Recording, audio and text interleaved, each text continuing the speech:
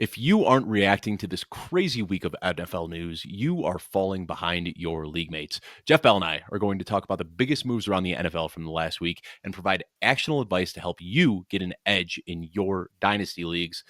Jeff, I think the big thing that we got to start with are these big quarterback movements that we've seen recently, starting with Geno Smith, traded to Las Vegas, and we immediately got word that the Raiders want to build around Geno Smith to make him the long-term option there. We haven't officially heard about an extension yet. We're recording now, Monday evening. That could change by the time this comes out on Tuesday. But Geno Smith in Las Vegas, reunited with Pete Carroll. Is this the answer that the Raiders needed to get the offense back on track? It's a great answer. I think, especially relative to what they gave up. You're talking about giving up a third-round pick for where they stood. I think Geno Smith has certainly come a long way in the last 2 years. And for our purposes, for fantasy, you have confidence that he's going to be able to involve Brock Bowers. You have confidence that Jakobi Meyers will still be a contributor as a potential low-end wide receiver 2 type of an option. So it's great in that regard. I think for the Raiders, you get some continuity. You feel good of what Geno Smith has given you relative to where things might be going. The big piece that you talk about, the extension, and people are wondering, why did Seattle do this? I think that extension is probably going to surprise some people when those numbers come out, especially early in free agency, given where we've seen some of these quarterback contracts come in. When you're talking about a backup Jimmy Garoppolo getting $13.8 million, you're talking about, I think that Geno Smith, Geno Smith the last couple of years has been arguably the best quarterback value when it comes to contracts, because you have two different spectrums of quarterback contracts. You have either the massive, they're making $40+ million a year, or you've got rookie scale. And Geno Smith was really the only player in the middle where they were able to get for basically middle ground. There was not a comparable player to what Geno Smith was being paid for the quarterback position. And when you break down the numbers, he's giving you top 10, top 15 quarterback type numbers. I think Seattle maybe they saw the ceiling with where they stood when you're looking at them trading away Geno Smith, trading away DK Metcalf, and not wanting to lock into that ceiling long term as a team that's battling maybe for the 7th seed in the NFC West, and deciding to pivot, get some capital, and make a move in a different direction instead of giving the money that it would require to lock into that. So let's discuss some of the fallout here. We want to put actionable spins on this. Geno Smith, do you think this is a positive or a negative for his dynasty value? I think it's a neutral for his dynasty value, because one, when you were sitting before, you were looking at DK Metcalf rumors, and you were looking at, if DK Metcalf gets traded, then what? Jake Bobo's getting 100 targets a year. What's going on here outside of Jackson Smith and Jigba? So he does lock into having Brock Bowers, which is fantastic, and Jakobi Meyers for right now. But is that really the difference from having Jackson Smith and Jigba and DK Metcalf? Does feel pretty neutral. Now, Brock Bowers, I think he's another one. I don't know how much you could say Brock Bowers is a riser, because he is already at the top of a lot of rankings. It's kind of hard to go up from where he already is. You could almost maybe say that this is a downgrade. Last year he was getting quarterback play from Gardner Minshew and Aiden O'Connell, who just wanted to force the ball to the best player. I think Geno Smith, being a little bit more of a cerebral quarterback, a little bit more of a veteran, he might be willing to go through his projections and find the open guy more than we saw last year from the Raiders Vegas room. But I'm not sitting here saying that you should sell Brock Bowers by this. That's not what I'm saying at all. He's still the best playmaker on this offense. This offensive environment should just kind of, the whole rising tide lifts all boats. I think it should make everybody better there. But I think as far as Brock Bowers, it's kind of hard to say whether he's a riser or a faller. I think you can go in either direction, but really I think this is pretty neutral for Bowers as well. Would you agree on that, Jeff? I think it's an up, to be honest with you, because you're seeing the volume. He had a historic volume level tight end season, so maybe he just never approaches that again. Maybe he gets better. Maybe that's a precursor for the rest of his career. Well, yeah, maybe he gets better in year 2 Yeah. and he's with a better quarterback. And the other thing is, maybe there's more touchdowns out of this offense, and maybe some of those touchdowns can wash out the decline in potential volume. So, bottom line, I like Brock Bowers more with Geno Smith as quarterback than with the Aiden O'Connell, Gardner Minshew, Quagmire that they were facing before. And I think we'd both agree that this is probably a positive for Jacoby Myers, right? This is the best quarterback I think we've seen him play with in quite some time. No, he's a very underrated receiver, and now more competent play should be better for Jacoby Myers. Would you push back on that at all, Jeff? No, I think it's definitely an upgrade for Jacoby Myers. The ability to we've seen him blossom with the Raiders as that wide receiver there, and especially with Brock Bowers, the ability for him to attack a little bit in that intermediate area, that deep area that we feel a little bit better. Geno Smith getting the ball to him in those areas. And becoming a red zone menace last year. I mean, he came down with some really nice Yeah. contested catches in the end zone. So, Jacoby Myers, one of those guys that it seems like we've been talking about for 4 years as just an underrated dynasty asset. Guess what? He's still underrated. You could probably go out there and get him for close to nothing and plug him in as your wide receiver too. In the wake of the fallout from this trade, many were wondering, well, what's the plan for Seattle? You know, are they going to draft Jackson Dart? Are they going to try to retread Sam Howell? Well, those discussions lasted all of about 24 hours because Sam Darnold signed a contract worth over $100 million, Jeff. Now, of course, that's what the headline says, but we know to look at the guaranteed money. The reality is 3 years, 55 million guaranteed. They're probably going to build it with an out after 2 years, but I think this is great for Sam Darnold. This, last year, many of his doubters were able to just kind of say, well, he did it with Kevin O'Connell and Justin Jefferson and TJ Hawkinson and Jordan Addison. This gives him a chance, for better or worse, to kind of reshape the public perception on him. If he thrives in the Seattle team that doesn't have a lot going for him, then we know Sam Darnold's the real deal. But of course, the downside here, if he doesn't do well, then people go right back to saying, well, Sam Darnold is Sam Darnold, and he was just kind of propped up by this Minnesota environment that he was in. What are your thoughts on this? Do you think this is a good, a positive, or a who knows for Sam Darnold?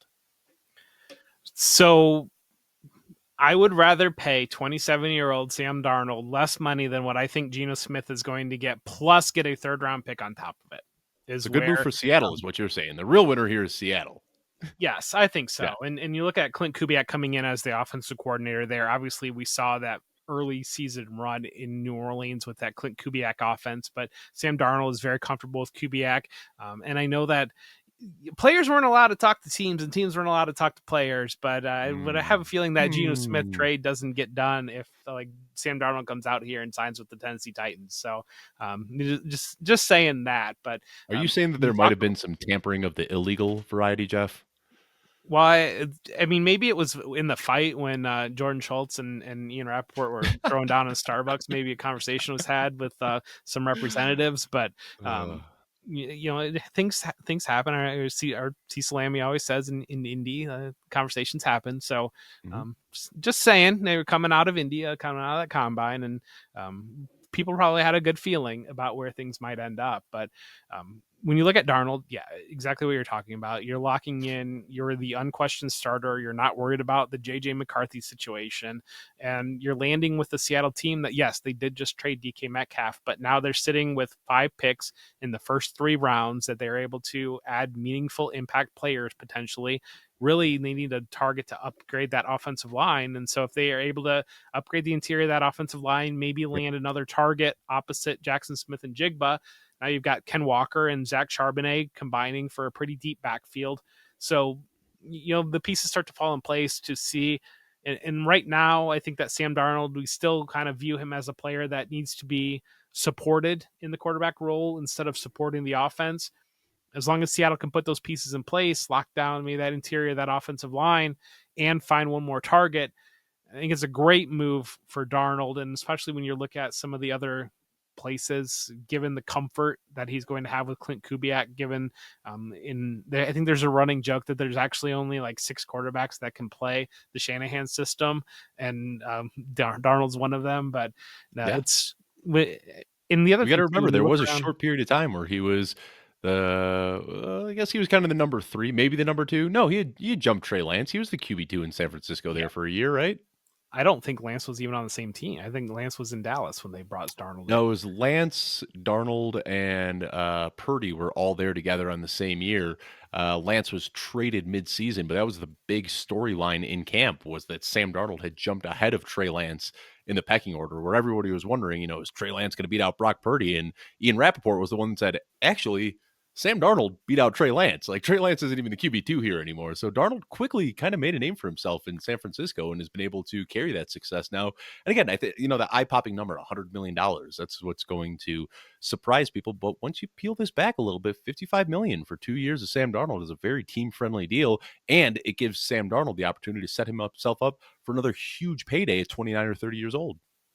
Yeah, exactly. And you're talking about a 27-year-old player coming off the best year of his career, really outside of and it's fascinating too, because outside of that Detroit game and then the playoff game, if those two games hadn't happened, what would we be talking about with Darnold right now? I mean, going back to Minnesota for 140 5-year, million, $200 probably. million or like Yeah. something insane. And it's really just two games. And really that's what we're going to base it off of 2 games at the end of the year. Just kind of, it's kind of like I really enjoy all of Game of Thrones except for the last 2 episodes. So it's a trash like series. I don't know. That's the best way to put a spin on Darnold's 2024 campaign, is it was a Game of Thrones manifest. All right. One more quarterback we need to talk about here, and there's still a lot of quarterbacks, again, Monday night, that are still out there. Russ Wilson, Daniel Jones, Aaron Rodgers. They might sign by the time this episode airs on Tuesday, but for now, the only other notable quarterback news we have is Justin Fields. 2 years, $40 million with $30 million guaranteed by the New York Jets. Now, this is another one that is surprising to, I think, a lot of people. And you see 2 years, it looks like a multi-year commitment. But when I see 2 year, $40 million with $30 million guaranteed, what that tells me is that if they are done after this year and they realize things aren't going to work out with Fields, they could basically move on for a 1-year rental at $30 million, which still in today's NFL market is, weirdly enough, a team-friendly deal for a guy with the ceiling of Justin Fields. So I think this is a great fit. He gets reunited with his college teammate and good friend Garrett Wilson, who we saw have an explosive connection together at Ohio State. And I don't know how much you were paying attention to this as the news was kind of coming out throughout the day, Jeff. It sounded like the Steelers wanted to bring Justin Fields back, but they said, we're also going to bring in competition and you're going to have to earn the job. He didn't want to do that. And he went to the Jets, who kind of, reading between the lines here, it sounds like they have committed to Justin Fields to be their starter for the 2025 season. So Justin Fields, we know when he is out there, when he's playing, he is a fantasy football superstar with the way that he plays football. He is going to accrue a lot of fantasy points. But do you think this can finally be what unlocks Justin Fields and makes him an NFL level starter for years? I think that he's needed a team that will believe in him. And I think that the Jets told him that we believe in you, and putting him with Breece Hall. And I know Breece Hall had a disappointing year last year. He was a major emerging player coming out of 2023. He really was a league winning fantasy player to close 2023. So it's not only Garrett Wilson. Now you're talking about Breece Hall too. It's fascinating with Garrett Wilson because, the talk about last year with having Aaron Rodgers and Davante Adams and that connection, and Wilson kind of being the odd man out. And are they going to trade Garrett Wilson? What's going on here? And then you flip around and you get bring in his best friend at quarterback. And I mean, massive up for Garrett Wilson stock. I have to believe. I'm sure you've seen some of the takes out on Twitter where people are saying like, oh, Garrett Wilson needs to force a trade out of New York, playing with Justin. Like, they're best friends in real life. Like, Garrett Wilson is thrilled to have his buddy there with him. Yeah, and there's I know there's been some Chris Olave trade rumors that have been like floated up a little bit.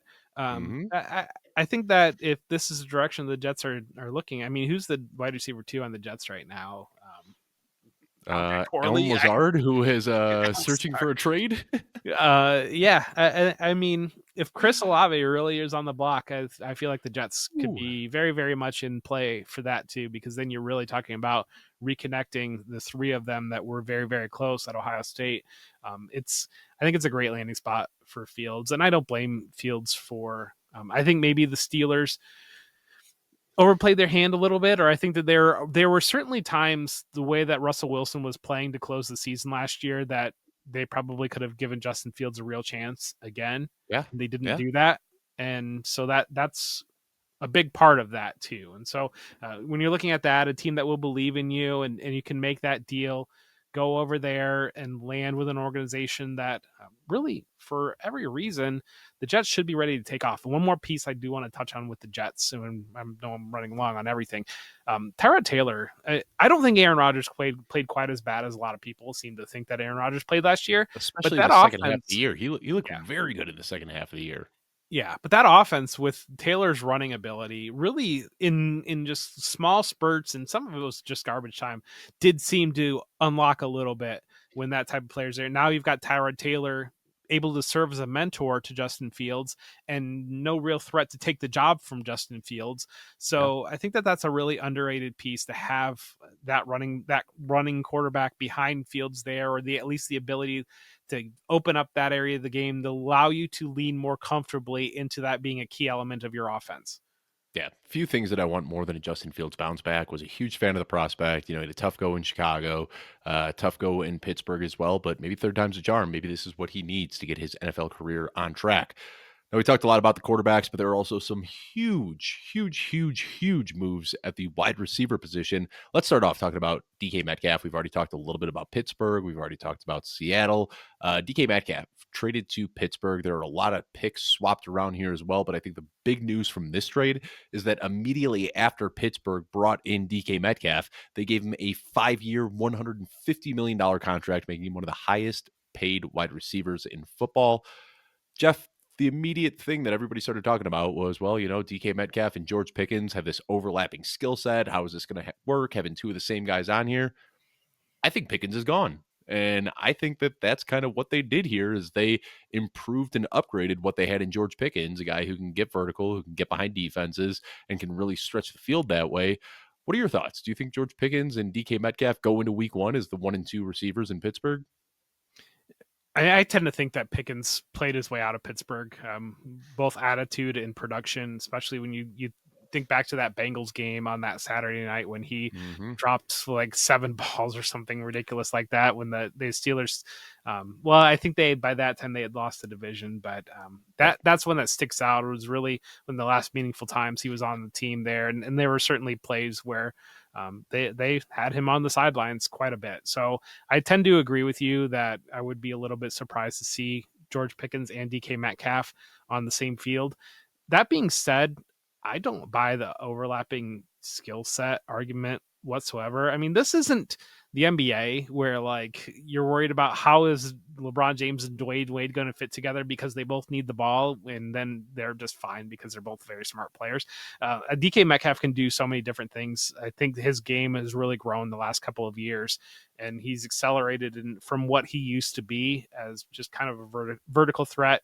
I think George Pickens has a little bit more of that in his game too. We've seen at times where he takes a screen or something like that and is able to create after the catch. I think I'm less concerned about that, but I do think it's more the Steelers have seen what they're going to get from George Pickens, and trust is a big part of this. The other part of the Steelers, too, they were super involved in Brandon Ayuk trade talks last year when it looked like he might move. I think that they had this allocation that they were going to spend on a high-end receiver. The other piece, too, you talk about they don't have a quarterback yet, but I know Jason Wood in base camp kind of dropped. He didn't really know exactly what their plan was, but you were walking into free agency and now you're able to sell DK Metcalf, maybe sell George Pickens and Pat Freiermuth and say it's a little bit more alluring than saying, well, we got George Pickens. We're not sure if he's going to be on the team or not. And if he's not, then Calvin Austin's our number 1 receiver. Come play in Pittsburgh. So let's, hypothetically, if the Steelers do decide to put George Pickens on the trade block, do you think there's any team out there that's going to be a big enough sucker to trade for George Pickens after seeing the way that every wide receiver has fared after leaving Pittsburgh? You got to imagine if Pittsburgh is calling about a wide receiver, every GM is just hanging up on Omar Khan immediately, right? Or is somebody going to fall for it? Teams need wide receivers, Dave. And I think 33rd overall pick for Chase Claypool. The memory is still very fresh. We just saw it with Deontay Johnson. We've seen it with a lot of guys who leave Pittsburgh. So we'll see. Some team might take the chance on George Pickens, but whatever Mike Tomlin's doing in that locker room, he seems to get these problematic wide receivers playing their best football. Now, another huge wide receiver that was on the move, Davante Adams, who was a New York Jet, was signed with the Los Angeles Rams 2 years, $46 million. So he is going to be there for the next couple of years. And immediately the talk was, well, what's going to happen with Davante Adams and Cooper Kupp on the same team and Puka Nacua there as well? The Rams have come out and said that they are planning to release Cooper Kupp if they can't find a trade partner. And now, as of Monday night, it doesn't sound like many teams are interested in Cooper Kupp. So what happened here, Jeff? Is he just completely fallen off the age curve?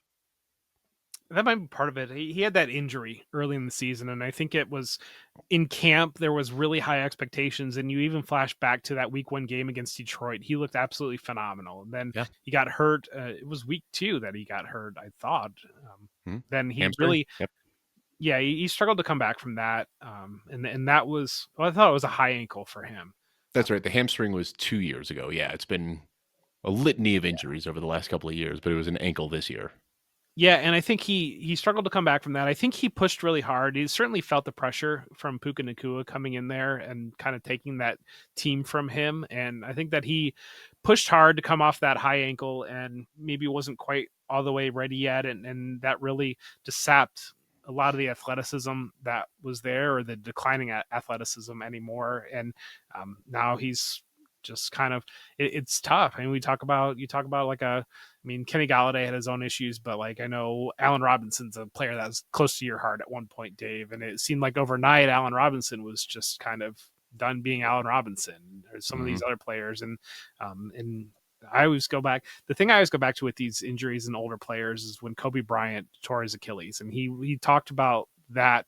Basically, he felt like he could continue for another 6 years, like playing until that he had that Achilles tear, and he said he never could get right off of that. And I know Kupp has dealt with some significant leg injuries, and that's the biggest difference, I think, between a 21-year-old and when you're talking about 30-year-old, is that coming off of those injuries, and these players, as long as they can stay healthy, they can keep going out there. It's that one big injury late in their career that really just is difficult to recover from. Now, I'm not going to compare myself to an NFL athlete, but I was an athlete in my younger days, and you'd sprain an ankle, whatever, bounce back from it. I had major shoulder surgery at 30 years old, just never bounced back from it. Like I will never be able to throw, even 50% of what I used to be able to throw. It's just one of those things. Like once you get up there in age, you don't recover the way you used to.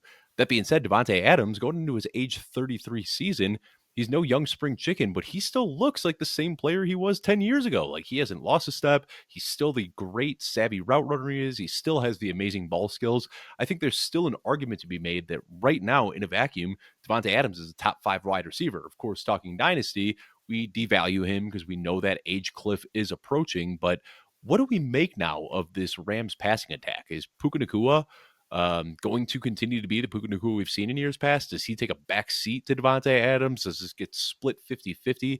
It's such an interesting conversation to have, because if you look historically, Matthew Stafford has been great at supporting one wide receiver. He's never been great at supporting multiple wide receivers here. So do you think Puka Nacua is the guy that takes a back seat? Does Davante Adams take a back seat? Or is this just the best 2 wide receiver combo that Matthew Stafford's ever had throughout his career, and they're both going to be able to eat? So that last thing, the best 2 wide receivers that he's ever played with, I think that's what we have right now. Davante Adams, going back to California, grew up in California, went to Fresno State, has never played in California, and so that might have been a factor in going with the Rams. But really, when you look at that Sean McVay offense with Cooper Kupp last year, in kind of locked into the Cooper Kupp role, and then they were playing Demarcus Robinson as more the downfield kind of player that understood Matthew Stafford, was able to create downfield a little bit more. And then Puka Nacua, they were really locked in on what those 3 different receivers were doing in Sean McVay's offense. I think when you add Davante Adams and you look at the exploding skill set of Puka Nacua, all of a sudden you've got 2 players now that can kind of move into all 3 of those different wide receiver jobs for the Sean McVay offense. And now you're starting to talk about, and Sean McVay was one of the leaders of leaving Kyren Williams in as the bell cow, because you weren't tipping your hands. You were able to go hurry up, and you could go run heavy, you could go pass heavy, you could go either direction. And I think the league copycatted him a little bit on what we saw with bell cow usage. Now he's moving another direction of, he doesn't need those specialist receivers. He's able to have Davante Adams and Puka Nacua, and able to do it all. They can do it all. They can kind of play off that third receiver role. Maybe they go and get a tight end in the draft. I know there was a lot of talk about Brock Bowers. They really wanted Brock Bowers last year. So investing in maybe one of these tight ends later in the draft, or later in the first round, that could open up some things in this offense. I think you see Sean McVay learning and adapting his offensive scheme, and Davante Adams is the type of player that allows him to do that. So the other trade that we need to talk about before we get to the wide receiver free agents is Deebo Samuel. He was traded to Washington for a 5th round pick. And shout out to Washington. I mean, I don't know if I agree with the moves that they're making, but they are trying to get a good supporting cast around Jaden Daniels to help elevate his ceiling. Not only did they bring in Deebo Samuel, they also traded for Laramie Tunsil to help beef up the offensive line protection there as well. But let's talk about Deebo Samuel here. Jeff, he looked bad last year. Like, I don't know how else to spin it. You watch him, you look at the analytics. I mean, there really isn't a redeeming quality in Deebo Samuel's profile right now. Like, maybe going to Washington will rejuvenate him and he'll be able to rewind the clock. But more often than not, when we see receivers showing signs of decline, getting traded to a new team, that often kind of signals the end of the road here, especially when it's just a day 3 pick. What are your thoughts on Deebo Samuel? Do you think that he can be kind of a consistent piece of this offense, or do you think that he's just going to get a handful of touches here and his days as a fantasy weapon are mostly behind him? Oh, I expect him to be a consistent piece of this offense. And so some of it, pneumonia last year, in the middle of last year, in October of last year, that could have been a factor that played into his overall conditioning. I think that the time had run its course in San Francisco. I think when you saw Christian McCaffrey in 2023 really just phased out what Deebo Samuel was able to bring to that offense. And Deebo had a pretty strong 2023 season, but still, when you walked into the offseason, there started to be all the trade rumors. There was a 1st-round pick that was used on Ricky Pearsall. There was a contract negotiations with Brandon Ayuk. And obviously, Christian McCaffrey had kind of phased Deebo Samuel out. So And an where extension did for Juwan Jennings that kind of flew under the radar too. that too? And so Deebo Samuel is kind of stuck trying to figure out where he fits in. I think Washington is the perfect landing spot for Deebo Samuel. When you look at his skill set versus what they need, you're able to work him maybe in some of the things that Austin Eckler did last year out of the Bingo. backfield, Yeah. kind of some of the RPO or option type actions with Jaden Daniels at quarterback. You're looking for a receiver underneath, and Terry McLaurin, excellent vertical receiver that fits very, very well with Jaden Daniels' skill set. And we saw the explosion last year, but they didn't really have that consistent underneath. They used Zach Ertz, got a lot of volume, especially later in the season. So when you're talking about underneath giving the ball to Zach Ertz, or you're talking about Deebo Samuel and some creative actions off of Jaden Daniels and allowing him with a runway to get ahead of steam and to create after the catch, I think that that's a great landing spot for Samuel, and really kind of, when you looked at the rundown of where he could have ended up, the best potential one out there. Yeah, I mean, they need somebody to play alongside Terry McLaurin. Like you said, with Austin Eckler, he could overlap and take a lot of those receiving abilities where we saw Deebo Samuel, his best year in 2021. Half of those snaps were coming as a running back. So will be interesting to see what Washington's plan is for him. Now let's go through, Jeff. Let's move a little bit quicker through these next guys that we want to talk about here. But let's start with Chris Godwin returning to Tampa Bay and reportedly turned down money, bigger money from other teams to return to Tampa Bay. 3 years, $66 million. Pretty team-friendly deal that'll keep him there through, I believe, age 32. Mike Evans also under contract for the next few years. So we're going to see this nucleus of Baker Mayfield, Chris Godwin, Mike Evans, Jalen McMillan. We're going to see that kind of be the nucleus in this passing attack for the next couple of years here. I don't know how much there is to talk about here because we've seen what Chris Godwin can do in this offense. Obviously coming back from the dislocated ankle last year that ended his season. But when Godwin's out there, I mean, how do you look at him as anything besides a top 15 fantasy wide receiver?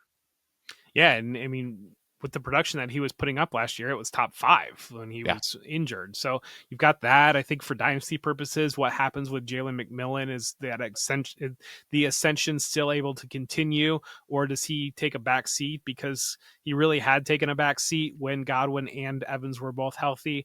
Mike Evans, how much longer does he have there? And I think it's probably one of those that Godwin certainly could have broken the market somewhere else, but they feel like they have a playoff nucleus in Tampa. They really kind of, outside of what Atlanta pushing them, they've kind of got a lockdown on that NFC South division. So that's probably part of it. Just comfort of home. These guys, these blue chip players at wide receivers, edge, corner in the prime of their career, especially when they're heading to market, they rarely actually ever make it to market. And we see Godwin getting it done with Tampa, giving him what he needed to stay home there. And I will say Godwin did. he made it to market. They waited a few hours after legal tampering opened to finally get that, and he reportedly turned down big money. But it's weird. I tweeted, I just can't imagine seeing Chris Godwin, Mike Evans, anything outside of a Bucks jersey just seems so crazy to me. Like I can't even picture that in my head. I expect both of these guys to retire Buccaneers, and good on Tampa Bay for taking care of their own. Marquise Brown signed a 1-year deal with Kansas City to return there. And Jeff, I feel like everything I said about Marquise Brown last offseason, I could just say again this offseason. We never really saw it come together. He tried joining the team, I believe, week 16 or 17 at the very end of the year, and they forced him some targets. But at that point, the offense kind of had its identity. Now we're looking at Xavier Worthy, who had some legal troubles over the weekend, but it sounds like no charges are being pressed. He should be ready for week 1. We got Rashee Rice coming back from the season-ending knee injury, also dealing with some potential legal ramifications that could keep him out for the first half of the season. So there's a lot of flux right now in this wide receiver room, but Marquise Brown is a guy, former first-round pick, who has some very exciting peripheral metrics. He's had poor quarterback play throughout his career. He's been on run-first offenses. Now he has a chance to kind of be the guy on a pass-first offense with a good quarterback. So the ceiling for Marquise Brown is so high, but of course the risk is injuries and all the things that have plagued him throughout his career that have kept him from being that productive guy. How do you feel about Marquise Brown in Kansas City? Well, I mean, this was signed this was announced literally moments after that. I guess about half a day after that Xavier Worthy news broke on Friday night. That news broke, and then Saturday morning this was announced, and so it felt like this was a reaction move. But then charges were dropped, so apparently Xavier Worthy didn't do anything at all. So that he's fine there, and he'll be back. And then what happens with the Rashee Rice suspension? That's an open question there. I think the real question is what do we have with this Chiefs offense? Is this going to be, I know last offseason we all talked ourselves into 5,000 plus passing yards and 50 touchdown passes for Patrick Mahomes. And then the games, they just played a very, very controlled style of football that relied on a high end defense, relied on not making mistakes, relied on special teams. Like it's just very Patriots level of football of what they were playing through most of that year. Then obviously we saw the Super Bowl. They could have been they needed to be more explosive. So are they going to try to push the pedal down a little bit more with feeling comfortable with Worthy, with potentially having Rice back, with having a full season of Brown? Or is this going to be another, think they've got their recipe of how they need to play winning Chiefs football? I got to say, the Chiefs did have explosions in the Super Bowl. It just came when they were down 3 scores in the final 2 minutes and the game was already over. We saw that beautiful throw to Xavier Worthy. So, yeah, I think there's a lot still in flux with the wide receiver room here, but we got to remember Patrick Mahomes, very down year by his standards last year, still kind of snuck in as a back end QB1. So if that's the floor for Patrick Mahomes, you're still getting top 12 production. Patrick Mahomes just remains a guy that you want on your dynasty rosters. And who knows, maybe the same thesis we had last year about Marquise Brown and Xavier Worthy turning this into an explosive offense could come to fruition now in 2025. Jeff, I'm excited about this next one that we're going to talk about. And this one probably flew under the radar for a lot of people, but Josh Palmer is a receiver that I've liked for years. Just a very good separator. He doesn't have the explosive athleticism, but just a refined technician of a receiver that has always stepped up when the opportunity has arisen for him in the Chargers. And now he goes to your Buffalo Bills and fits a need that the Bills really need. He hasn't, they've got the slot guys and they've always got the flankers, but they haven't really had that guy that can do more than that and be a consistent separator. So talk to me about Josh Palmer. I know you're excited about this signing as well. Yeah, you mentioned under the radar. I think we were all kind of hoping for that big breakout last year after we saw Mike Williams and Keenan Allen leave the Chargers, and then it didn't. Injuries were a big factor in that not getting off the ground for Josh Palmer. But when you talk about Palmer's game, what he does really well is the ability to play the ball downfield and the ability to stretch the field. And so that was a need for Buffalo. And it's exciting. It's interesting because of what it does for everybody else. Because if he can be that dedicated vertical threat that basically Gabe Davis that can actually catch the ball and kind of step over where what they were getting a little bit from Mack Hollins, but also bringing Amari Cooper in and that not really working out the way they wanted to. If he can hold down that dedicated role, be that field stretcher, I think Keon Coleman is the interesting piece of this because I think Khalil Shakir, we know what we're going to get there. And the way that the Bills were playing last year, you never got that big explosion game from Shakir. It was always kind of like 6 catches for 75 yards and kind of that. And some of that was because there were a lot of second halves where the Bills just didn't really have to use their actual offense, but so you didn't really saw that. But I think Keon Coleman is the big winner out of this because Josh Palmer, if he can be that field stretcher, now they can start to play around with Keon Coleman a little bit more and utilize him in different areas of the field, because I think he fell into that role by default a little bit last year. And I think that his game, especially when they essentially used a first round pick on him. It was, I think, the first pick of the second round. Mm-hmm. And when you use that pick on traded out of a first round pick, so you can kind of say Keon Coleman was a first round pick. Yeah, and maybe it was the case where they were comfortable with taking Keon Coleman with that pick and knew he would still be on the board and were fine doing that Chiefs trade. But you use that early capital on him, and you need him to develop into an all-around receiver, to be that number one potential receiver in an offense that I don't know necessarily needs a number one wide receiver. So I think it's a big win for Keon Coleman. The early talk, or the coming out of the season talk, was that Josh Allen said he has to figure it out with Dalton Kincaid and has to get Dalton Kincaid clicking. And so Palmer, again, is another type of player that can open the underneath and win downfield. And so it was a big need for Buffalo that I think flew under the radar. And you step into ideally what will be the prime of Palmer's career on this 3-year deal, a 26-year-old, get him 26, 27, 28-year-old seasons. That I think is an under the radar real football move relative to a lot of what we talk about with fantasy football. Yeah, and on that note, by Dalton Kincaid. If you just watch him last year, they were trying to get him the ball, and for whatever reason, Josh Allen would inexplicably just have bad balls when he would target Dalton Kincaid. We know Josh Allen is a bad quarterback. Dalton Kincaid was separating. He was getting the opportunity, and it just didn't translate to production last year. But I still think that there's a bright future for Dalton Kincaid, and people have really soured on him after last year. Let's go into another trade, Jeff. And, well, I guess this is technically a trade.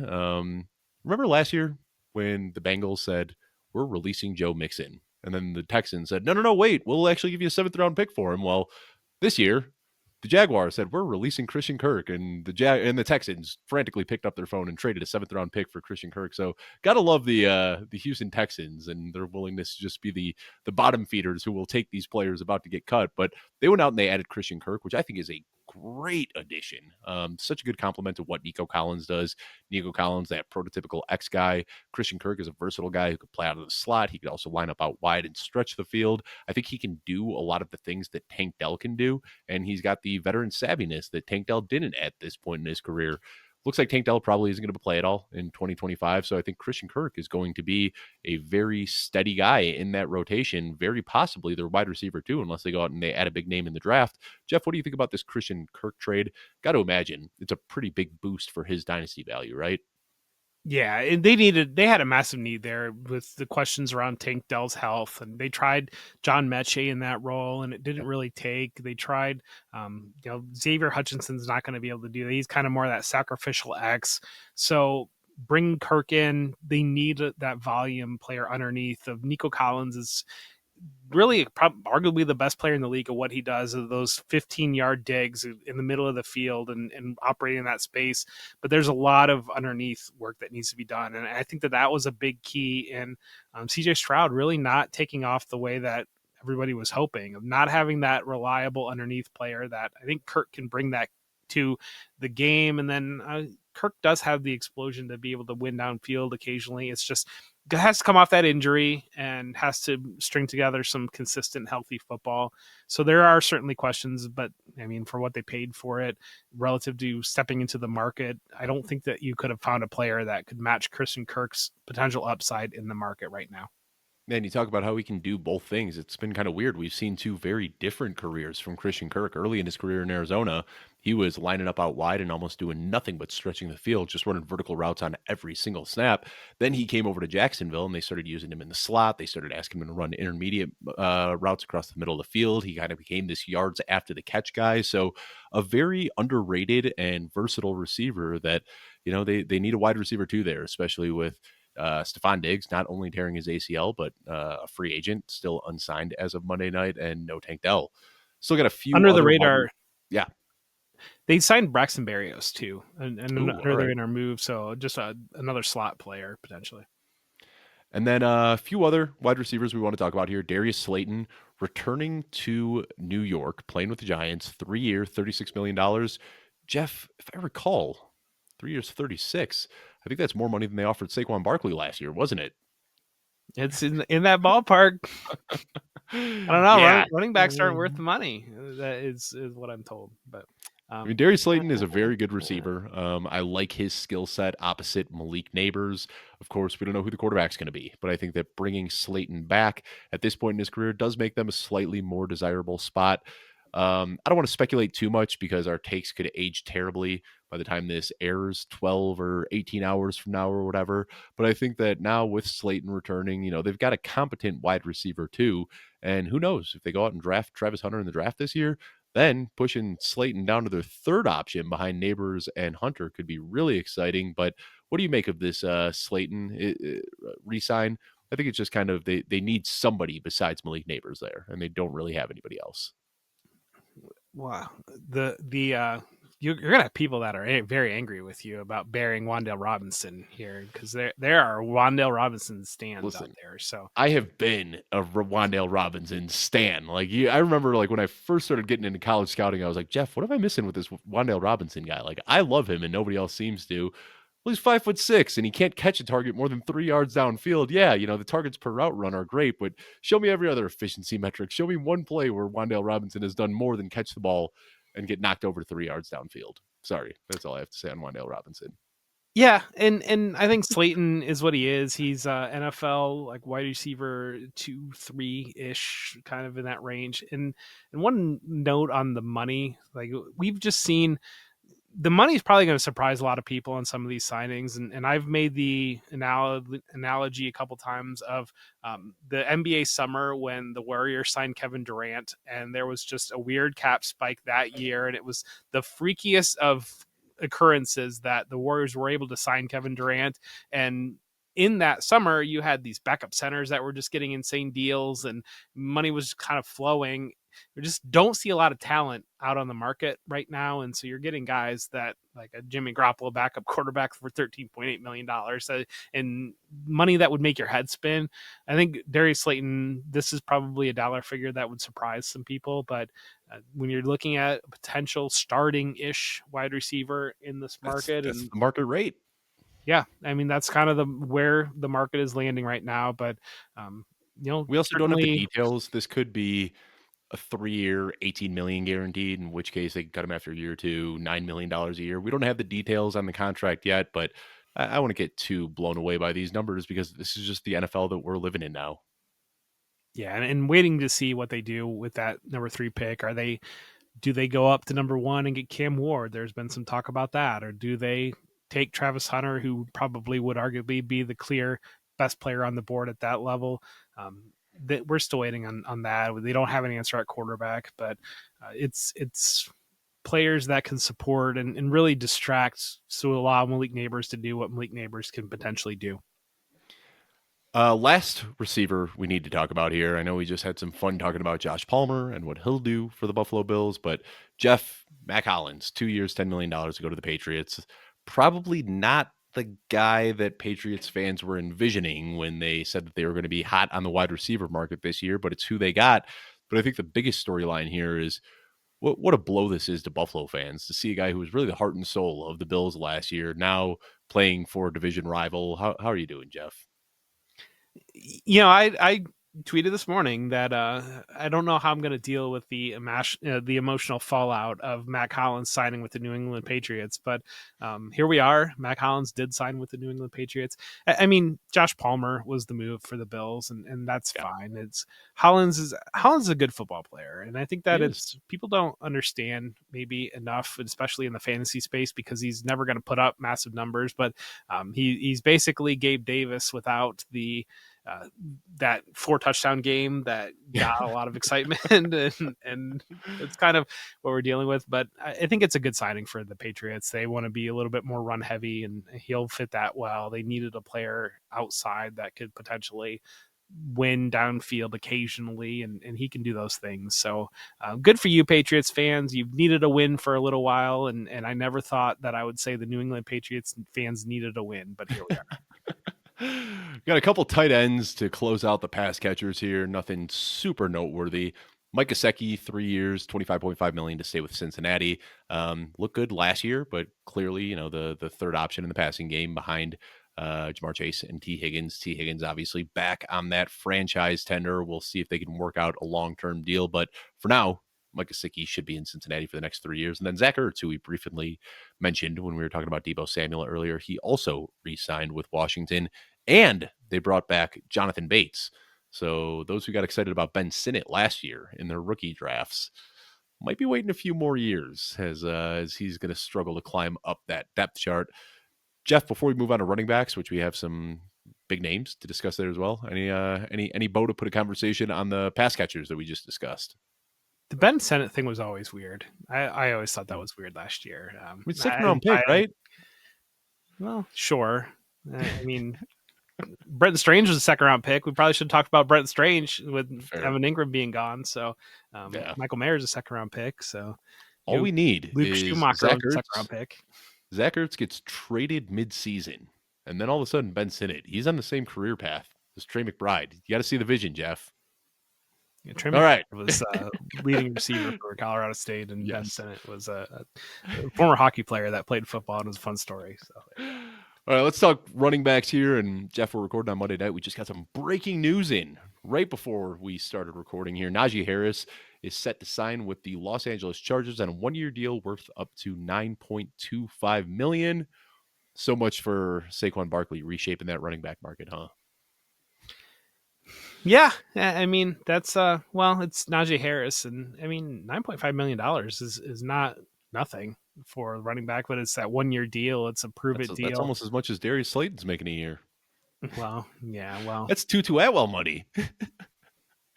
Yeah, I mean, compared to other positions, we know running backs aren't getting paid the same. So they're saying up to $9.25 million. We don't know the exact guaranteed money, but Jeff, I think this is a perfect fit. I did a mock draft that released Monday morning, and it took all of a few hours for that to get blown up. I projected the Chargers to go with Amari and Hampton in round 1 because I thought that would have been a great fit. But I think now with them having Najee Harris, they probably don't take a round 1 running back. But Najee just feels like the perfect running back for this offense, right? Like I haven't had a whole ton of time to dig into this and write about it yet, but you look at the guys who have found success in Greg Roman offenses, they aren't the small, speedy guys. They're those punishing guys that are just going to get 3 yards and a cloud of dust every time they touch the ball. Najee Harris just kind of feels like a younger upgrade from Gus Edwards. Yeah, I think that this was the best case scenario for Najee Harris to land with the Chargers, and it certainly, I think, spikes his dynasty value, spikes his redraft value relative to what they do in the draft. I think they'll still touch running back, but I think that you can probably take round 1 running back off the table. I mean, Colson Loveland, ink it in at 22. I feel like if he's still on the board with reuniting with his college coach in Jim Harbaugh there, but Najee Harris is very much Jim Harbaugh, Greg Roman back, and I think that I'm of the belief that Najee Harris is a little bit better football player than much of fantasy football believes, but that's my opinion. I think so too. I mean, we know what he lacks. He's not going to have those breakaway 80-yard runs, but for real life NFL football, he's very good at what he does. He breaks tackles, he moves piles, he wears defenses down over games. And when you have a guy like Justin Herbert, and then you have those wide receivers that are good at the deep ball, having a guy like Najee Harris who is going to wear defenses down is just going to open up the deep ball for Justin Herbert. So this is a great fit for Najee Harris. It's a great fit for the Chargers. I really, really like this signing. And Najee Harris, let's just talk his fantasy outlook. I mean, I think top 15, top 20 running back in this offense is very, very likely. Would you agree with that, Jeff? Yeah, I think so. You kind of want the landscape to land a little bit, especially with these rookies that are coming in. But right now, this is wheels out. This is the best situation that he's been in for a while. We saw early in his career, he had that really strong rookie year, but then battled those injuries along with an ineffective line to go play with Justin Herbert. And right now is a very, very clear backfield for him. Yeah. So that's where we stand. Aaron Jones got starter money, man. 2 years, $20 million.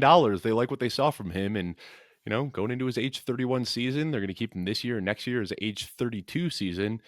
lot of question marks about Minnesota.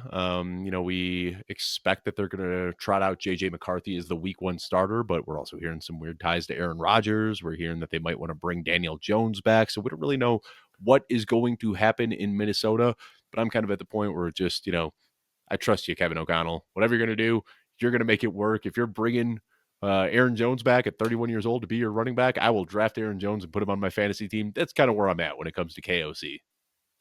Yeah, and the way that they build teams, I would be surprised if they were ever in play for an early running back in the draft.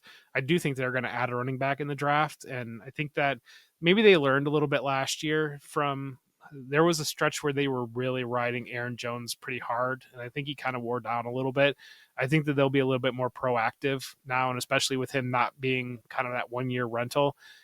I think they're going to be a little bit more proactive, which should keep him fresher throughout the course of the year. But he might not see that those big volume games. So let's talk about Jaylen Warren, another running back who returned to the team that he has found success on over the years. Jaylen Warren was banged up last year, and we never really saw him really take off the way that we had expected. And I think a lot of that was because of the injuries. But now with Najee Harris out of the picture, Pittsburgh has chosen to retain Jaylen Warren with a 2nd-round tender. We're already hearing some smoke that they're tied to a lot of these rookie running backs, so they can add a complementary piece to have a same sort of system that they've had over the last couple of years with Najee Harris and Jaylen Warren. Right now, though, the stage is set for Jaylen Warren, and people are really excited when you look at his efficiency profile over the last couple of years. Talking Dynasty on this show, Jeff, I think now you've got to be trying to sell Jaylen Warren if you've got him on any rosters before the draft, right?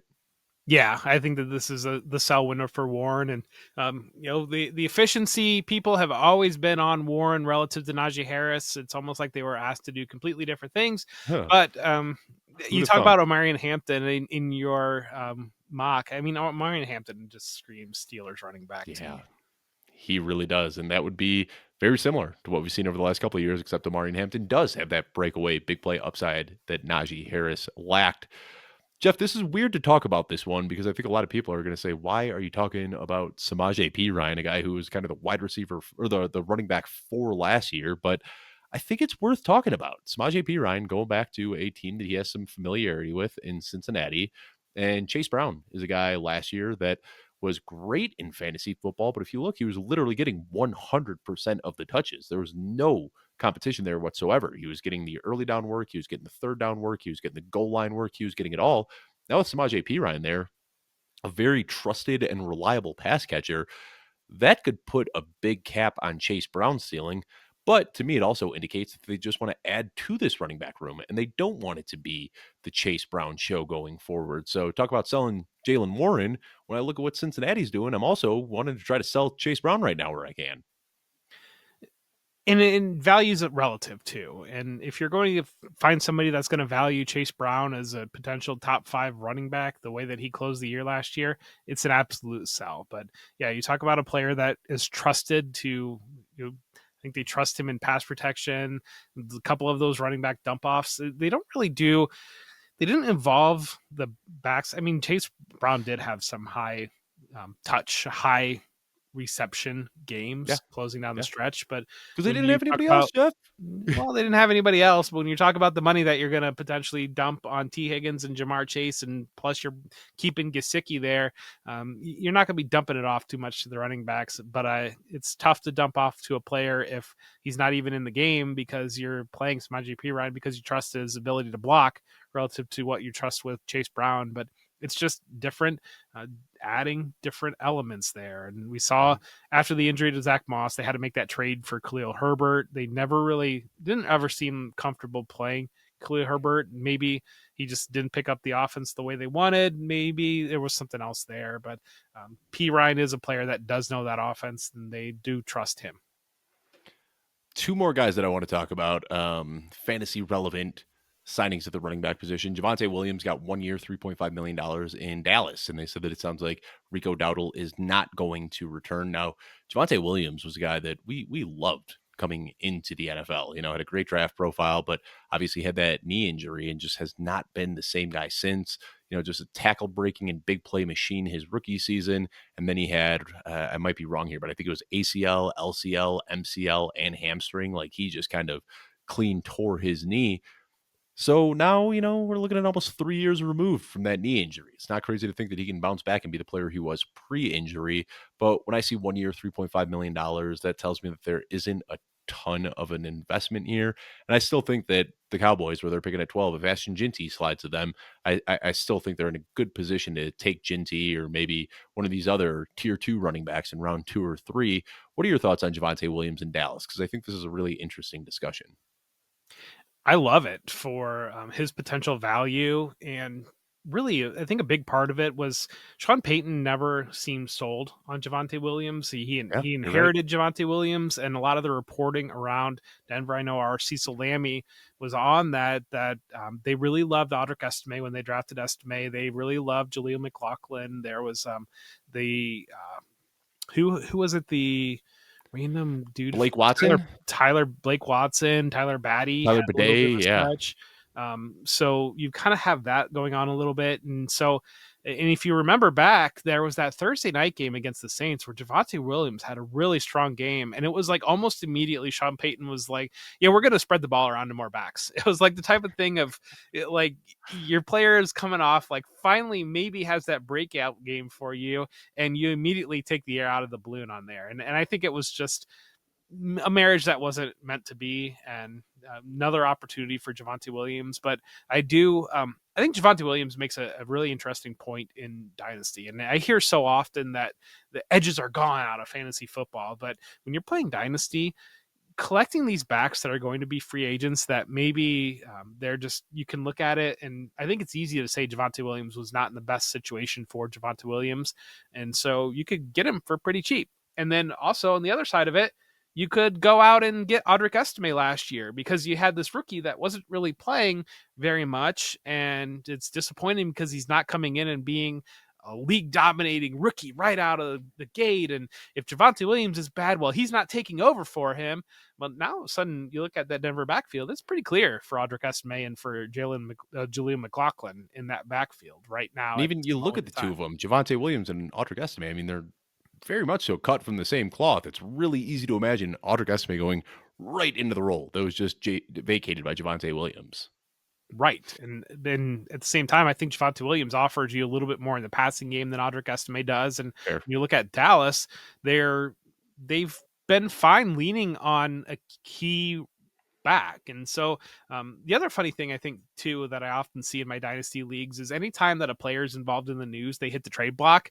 And I think Javonte Williams is the type of thing where everybody's trade blocking him because he went to Dallas, but it might still be a buy low because Yeah. if they think that he's terrible and this is their opportunity to sell on him, and he rolls in and he's basically the Tony Pollard or the Rico Dowdle from last year in a Dallas offense, and you're talking about a potential top 15 fantasy running back. That's very much on the table for Javonte Williams in Dallas right now.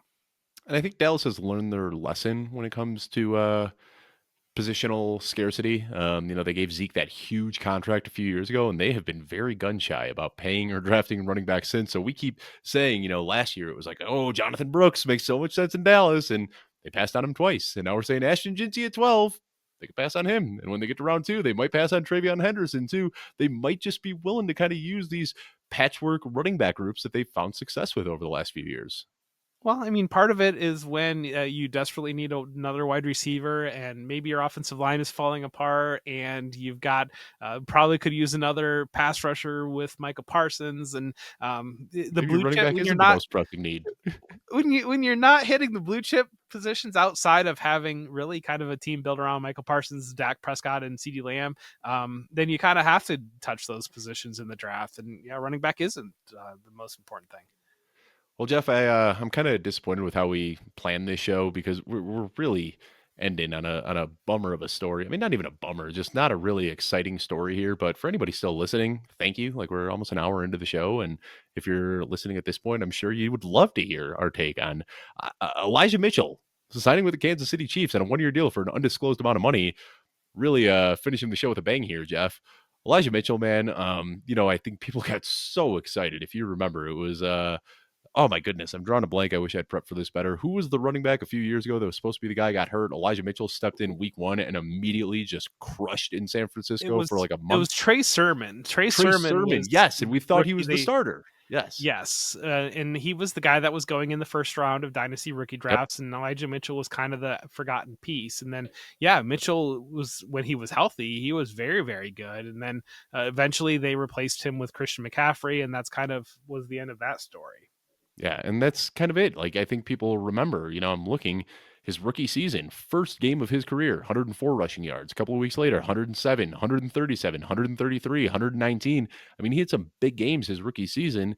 And since then, we haven't really seen too much. Over the last 2 years, he's played a total of 16 games. He's averaging oh, 35 yards per game. I mean, it hasn't really been the same. He's never really captured that rookie season magic. Now, I think a lot of that has to do with size and injuries, but you see a buzzy name that people love, the post-hype sleeper, and you see a landing spot like Kansas City.